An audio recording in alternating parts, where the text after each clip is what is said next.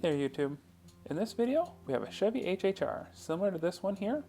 The problem we are having is with the speedometer and the power steering not working and the transmission will not shift.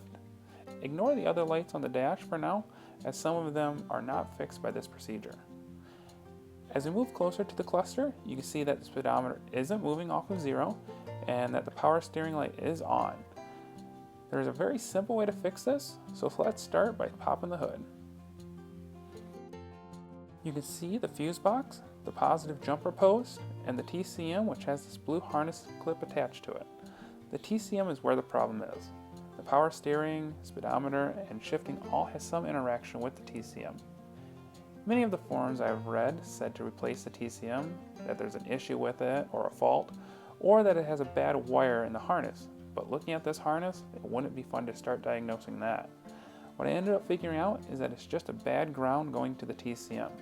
So to test this, I have taken a wire.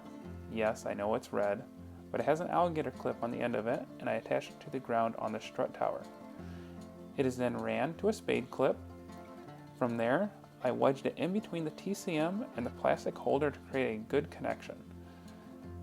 Now let's go ahead and jump back into the vehicle and see if it fixed it. You can see now that the power steering indicator is no longer illuminated on the cluster, and that the speedometer is now responding to me accelerating. So to make this more permanent, we ran a black wire and attached it to a loop clip and attached it to the strut tower bolt, and then we ran it to the TCM. As we ran the wire to the TCM, we just peeled back some of the wire housing and then looped it around a hole in the TCM. I will add some protection to that wire later, but for now, it will be good. And that is all we had to do.